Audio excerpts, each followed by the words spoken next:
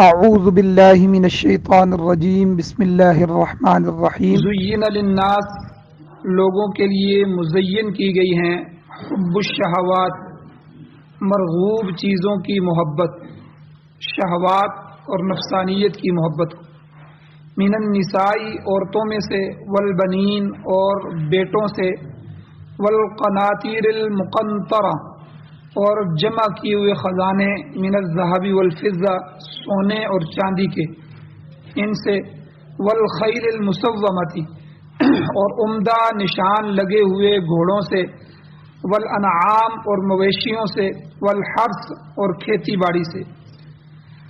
ذالک متاع الحیات الدنیا، اللہ کہتے ہیں یہ دنیا کی زندگی میں فائدہ اٹھانے کا تھوڑا سا سامان ہے۔ واللہ عندہ حسن المآب، اور بہترین ٹھکانہ تو اللہ کے پاس ہے۔ قل، اے میرے نبی آپ کہہ دیجئے ان کو، اُنبئکم، کیا میں تم کو نہ بتاؤں، بخیر من ذالکم، ان چیزوں سے زیادہ بہتر، وہ کیا، للذین اتقوا، ان لوگوں کے لیے جنہوں نے تقوی اختیار کیا، جن کے دل میں اللہ کا خوف پیدا ہو گیا، جو اللہ سے ڈرے، عند ربہم، ان کے رب کے پاس، جنات، ایسے باغات ہوں گے کہ تجری من تحتها الانہار، جن کے نیچے سے نہریں جاری ہوں، خالدین فیہا، ہمیشہ ہمیشہ ان باغات میں رہیں گے وہ، وازواج مطہرۃ، اور پاکیزہ بیویاں اللہ ان کو عطا فرمائیں گے، ورضوان من اللہ، اور اللہ کی طرف سے ان کے لیے خوشخبری ہوگی، رضامندی کا سرٹیفکیٹ ہوگا۔ واللہ بصیر بالعباد، اور اللہ تعالی بندوں کو دیکھنے والا ہے، اللہ کی نگاہ بندوں پر ہے۔ سورہ آل عمران کی 14 اور 15 نمبر آیت، یہ کل کے درس میں بھی تلاوت ہوئی تھی۔ درس کا پہلا حصہ کل گزر چکا ہے، جس کا خلاصہ یہ ہے کہ اللہ تعالی نے انسان کی آزمائش کے لیے دنیا کے اندر جو بہت سی چیزیں ہیں ان کی محبت انسان کے دل میں ڈال دی، اور یہ آزمائش اس طرح ہے کہ ان چیزوں کی محبت کو اللہ کی محبت سے آگے نہیں لے کے جانا، اور دین اسلام، شریعت، حضور کی محبت سے زیادہ، قرآن کی محبت سے زیادہ ان چیزوں کی محبت نہ ہو۔ اگر یہی چیزیں بڑھ جائیں تو گمراہی کے اسباب بن جاتے ہیں، وہ بندہ گمراہ ہو جاتا ہے۔ اور دو چیزیں کل بیان کی تھیں کہ ان سب چیزوں کے دو پہلو ہیں، ایک پہلو فطرتی پہلو ہے، دوسرا غیر فطرتی ہے۔ فطرتی پہلو یہ ہے کہ اگر ان مرغوب اشیاء کو، ان جو ہے خواہشات کو اگر صحیح انداز پر رکھا جائے تو وہ رکھنا مقصود بھی ہے، اور فطرت کے طور پر بھی ہے کہ اللہ نے ہمارے دل میں ڈالا ہے۔ اور اگر ان کی رغبت حد سے تجاوز کر جائے تو پھر یہ فطرتی امر نہیں رہتا، یہ غیر فطرتی ہو جاتا ہے، اور یہ گمراہی کا سبب بن جاتا ہے۔ ان میں سے سب سے پہلی چیز اللہ نے کہا من النساء، عورتوں کی محبت۔ اس فہرست میں سب سے پہلا نمبر عورت کا آیا۔ اب عورت کے دونوں پہلو اللہ نے اور حضور علیہ الصلوۃ والسلام نے احادیث میں ذکر فرمائے کہ ایک تو عورت سے محبت کرنے کی چیز ہے، دوسرا عورت کی وجہ سے فتنے میں بھی مبتلا ہونے کا ڈر ہے، کیونکہ حضور کی حدیث میں نے کل بیان کی تھی، حضور نے فرمایا کہ میں جا رہا ہوں دنیا سے، لیکن عورتوں سے بڑھ کر کوئی فتنہ ایسا نہیں ہے میں جو چھوڑ کر چلا ہوں۔ اور دوسری طرف اللہ جل شانہ نے یہ رشتہ ایسا بنایا ہے کہ ان کے آپس میں محبت ہوتی ہے، اور خود اللہ نے فرمایا لِتَسْكُنُوا إِلَيْهَا، تاکہ یہ دونوں ایک دوسرے کے ساتھ جو ہے محبت کریں اور ایک دوسرے سے سکون حاصل کریں۔ اور دوسری جگہ فرمایا وَجَعَلَ بَيْنَكُمْ مَوَدَّةً وَرَحْمَةً، ہم نے یہ جو جوڑا پیدا کیا ہے تو اس میں ہم نے مودت اور رحمت رکھ دی ہے، محبت اور مہربانی کے جذبے کو پیدا فرما دیا۔ اور تیسری جگہ اللہ نے فرمایا ہن لباس لکم وانتم لباس لہن، وہ عورتیں تمہارے لیے لباس ہیں اور تم ان کے لیے لباس ہو، پردہ پوشی کا ذریعہ ہو، عفت اور پاک دامنی کا سبب ہو، اور یہ فطرتی رشتہ ہے۔ اسی لیے حدیث میں حضور نے فرمایا کہ عورت سے مقصود پاک دامنی اور نیک اولاد ہونا چاہیے، یہ دو مقصد ہونے چاہیے۔ وابتغوا ما كتب اللہ لکم، اللہ نے فرمایا کہ پھر تم تلاش کرو ان عورتوں سے وہ جو تمہارے لیے اللہ نے لکھ دیا، یعنی نیک اولاد کی تمنا۔ اور یہاں تک جو ہے کل بیان ہو چکا تھا، اور آج کے درس میں کہ عورت سے مقصد کثرت اولاد ہے۔ اللہ نے اس لیے پیدا فرمایا کہ اس سے نسل چلے۔ حضرت آدم علیہ السلام اکیلے تھے، اللہ آگے مردوں کا سلسلہ خود بخود شروع کر سکتے تھے، لیکن اللہ نے اس کے لیے اماں حوا کو پیدا فرمایا، تو مقصد یہ تھا کہ ان سے نسل انسانی بڑھے۔ اور حضور علیہ الصلوۃ والسلام نے بھی یہی فرمایا کہ ملت اسلامیہ میں اضافے کا باعث ہو عورت۔ اس لیے حضور نے فرمایا انی مکاثر بکم الامم، کہ میں کثرت امت پر، اپنی امت کی زیادتی پر کل قیامت کے دن فخر کروں گا۔ میرے لیے یہ فخر کی بات ہوگی کہ میری امت سب سے زیادہ ہے۔ تو بشرطے کہ وہ نیک ہو، نیک اگر اولاد ہو تو اس کی تمنا بھی کرنی چاہیے۔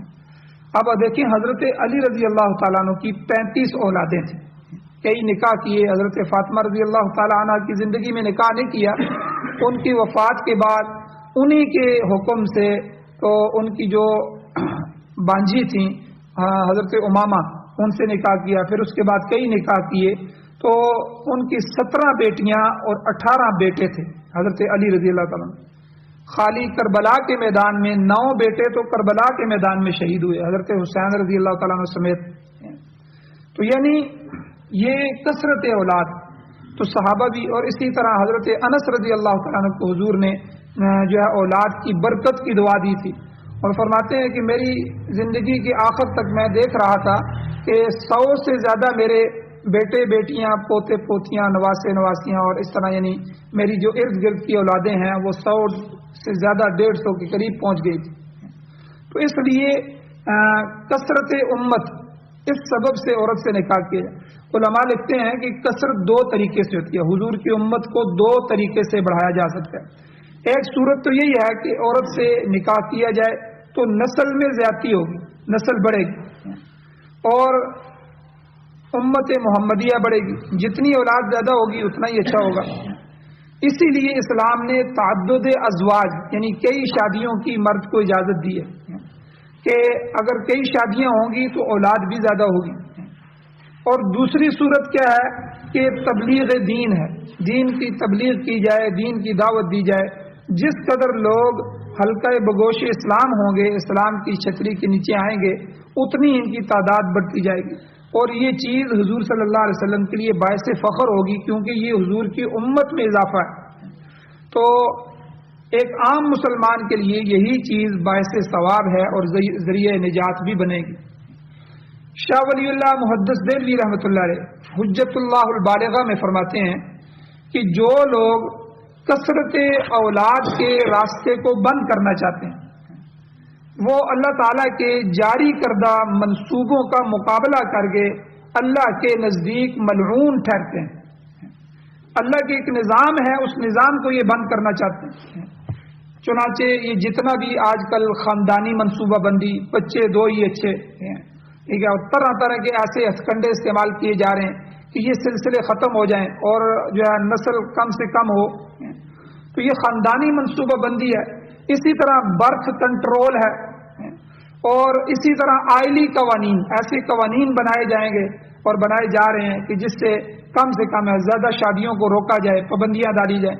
اسی لیے دیکھیں کہ ایک تو جو ہے کم عمری میں شادی نہ ہو، تو دوسرا جو ہے اس کے علاوہ انہوں نے یہ قانون بنایا ہے کہ آدمی جو ہے وہ دوسری شادی کرے گا تو پہلی بیوی سے اجازت ضروری ہوگی۔ اب پہلی بیوی کو کہاں اجازت دیتی ہے؟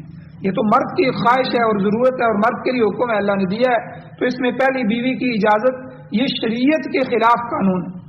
لیکن انہوں نے قانون بنایا کہ جب تک پہلی بیوی کی اجازت نہیں ہوگی دوسرا نکاح، کیا مطلب کہ دوسرا نکاح ہو ہی نہ، اور پہلی سے بھی یہ کہا گیا کہ بچے 2 ہی اچھے ہوں، ان میں سے 2 ہی بچے پیدا کرو، زیادہ شادیاں بھی نہ ہوں۔ اور یہ سارا جو چیز ہے یہ آئلی قوانین ان کو کہتے ہیں، یہ قوانین جو خاندانی قوانین بنائے گئے تو یہ سب کے سب غیر فطرتی بند ہیں، جو شریعت کے مقابلے میں، اللہ تعالیٰ کے جاری کردہ منصوبوں کے مقابلے میں اور اللہ کے نظام کے مقابلے میں باندھے جاتے ہیں۔ تو یاد رکھیں یہ سب کے سب ملعون ہیں۔ آج ہمارے اوپر جو طرح طرح کے عذاب آ رہے ہیں پوری قوم پر، پورے ملک پر، مہنگائی کا سیلاب ہے اور اسی طرح ہر چیز کے عذاب ہیں اور بد امنی ہے، بے چینی ہے، لڑائی جھگڑے ہیں، اور یہ ساری چیزیں جو آ رہی ہیں وہ انہی چیزوں کی وجہ سے آ رہی ہیں کہ ہم نے قدرت کا مقابلہ کرنا شروع کر دیا۔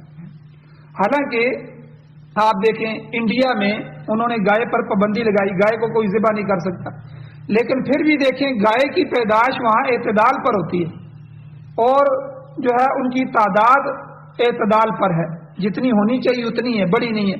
حالانکہ اتنے سالوں سے پابندی ہے، ہونا یہ چاہیے کہ جب اس کو کاٹا نہیں جا رہا، اس کو ذبح نہیں کیا جا رہا، تو اس کی نسل بڑھتے بڑھتے بڑھتے انڈیا میں بہت زیادہ ہو جاتی۔ لیکن یہ اللہ کا اپنا ایک نظام ہے، جو ہے ہمارے کنٹرول کی وجہ سے وہ کنٹرول نہیں ہوگا، بلکہ وہ قدرت اس کو خود کنٹرول کر رہی، اس کو خود چلا رہی ہے۔ تو لیکن جو آدمی اللہ جل شانہ کی فطرتی قوانین کی بغاوت کرتے ہیں تو وہ جو ہے اللہ کے نزدیک ملعون ٹھہرتے ہیں۔ تو اللہ تعالیٰ تو اولاد میں کثرت چاہتا ہے، مگر یہ اس کی حکمت میں دخل اندازی کرتے ہیں۔ حدیث شریف میں آتا ہے، آپ اندازہ لیں گے، ایک ایک بچے کی حضور علیہ الصلوۃ والسلام نے قیمت بتائی ہے، ایک ایک مومن کی قیمت جو ہے حدیث میں بتائی ہے۔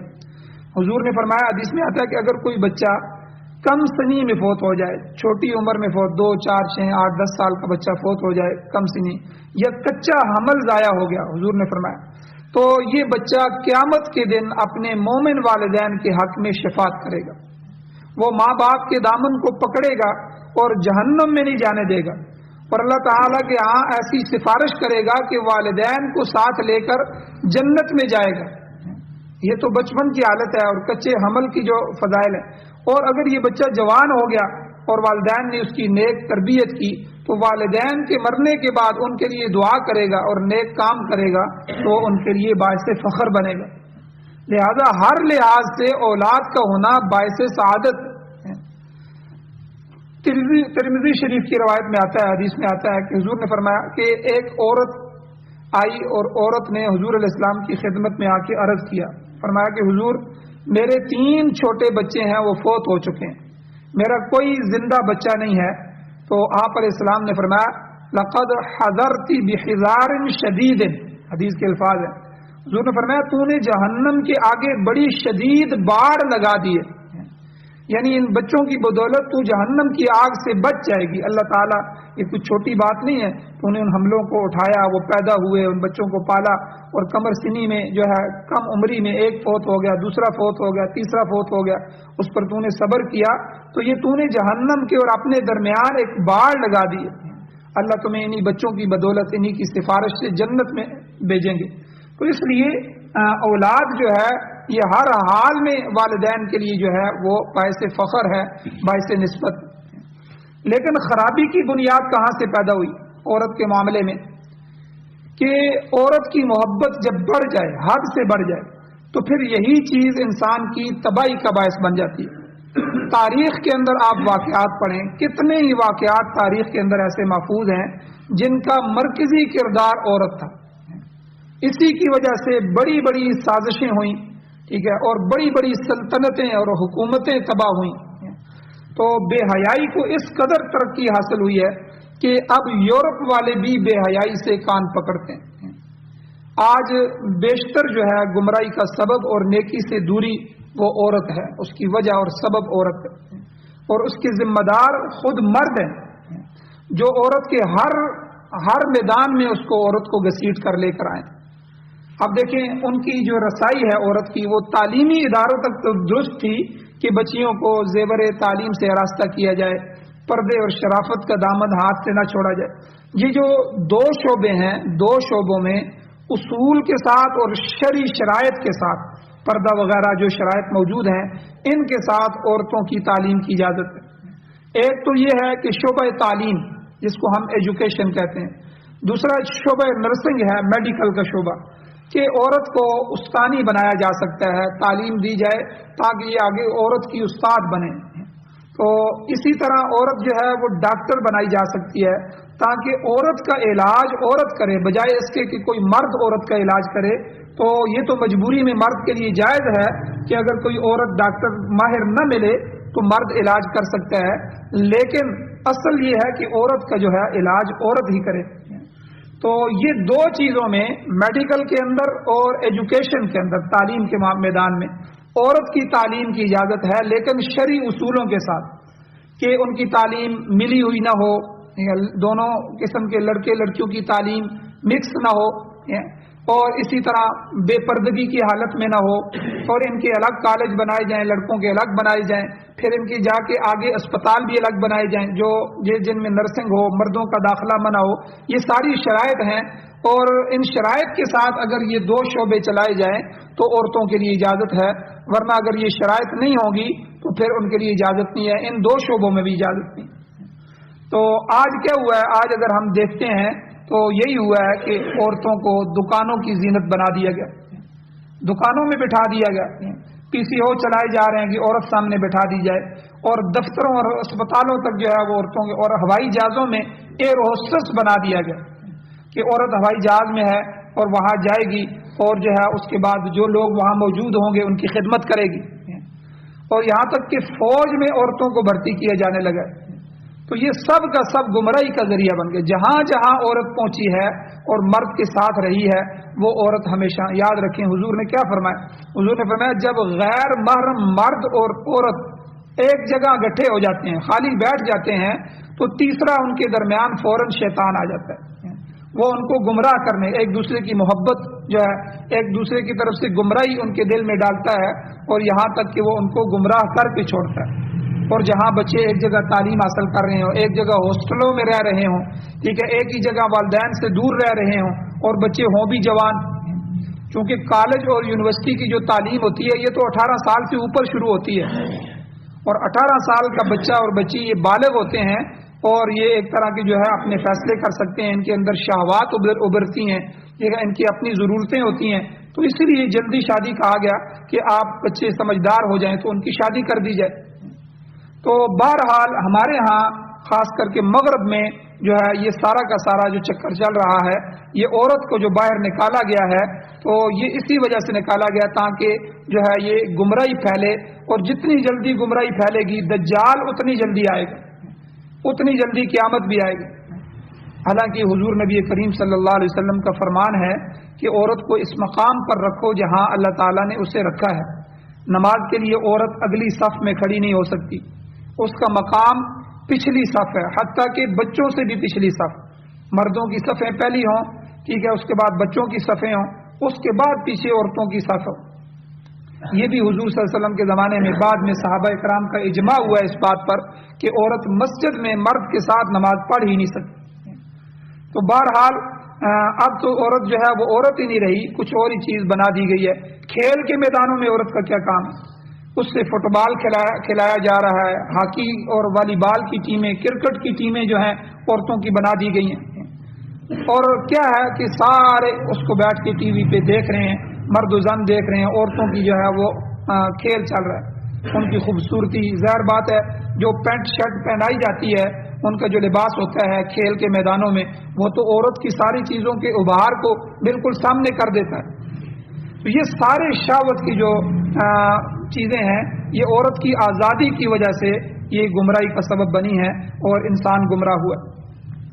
یہاں مجھے ایک دو واقعات یاد آ گئے کہ ایک دفعہ ایک دیندار آدمی تھا. یہ بھی یاد رکھیں کہ جب اپنے بچے کا رشتہ کریں، اگر آپ کا بچہ دیندار ہے، نمازی ہے، تو اس کے لیے نمازی عورت، پردہ دار عورت کو تلاش کریں، ٹھیک ہے. بے نمازی کو، بے پردہ عورت کو نہ تلاش کریں، یہ گھر کبھی جوڑ نہیں سکے گا، آپس میں ان کی جو ہے وہ معاملات صحیح نہیں ہوں گے. تو اسی طرح ہو گیا. ایک افسر آدمی تھا، دیندار تھا، پردے کا قائل تھا، اس کی شادی کسی ایسی لبرل عورت سے، آزاد عورت سے ہوگی، کالج یونیورسٹی پڑھی ہوئی تھی، آزاد عورت تھی، اس سے ہوگی. اب شادی تو ہو گئی، اب نکاح تو ٹوٹ نہیں سکتا. گھر میں آئے تو اس نے اپنی گھر والی کو کہا کہ بھئی پردہ کرو، باہر اس طرح نہ نکلو، پردے کے ساتھ نکلا کرو. تو اس نے کہا میں تو اس کی قائل نہیں ہوں پردے کی، میں تو پردہ نہیں کرتی. تو اب انہوں نے ایک جگہ جانا تھا، سفر پہ جا رہے تھے، تو ایک دیکھا کہ ایک کسان جو ہے وہ ہل چلا رہا ہے، کسان کھیت میں. اس نے ایک بیل آگے لگایا ہوا ہے اور ایک گائے آگے لگائی ہوئی ہے. بیل، حالانکہ ہوتا یہ ہے کہ بیلوں کے ساتھ ہل چلائے جاتے تھے، تو اس نے یہ کیا ہوا تھا کہ بیل کے ساتھ دوسری جگہ دوسرا بیل نہیں تھا تو اس نے گائے لگا دی۔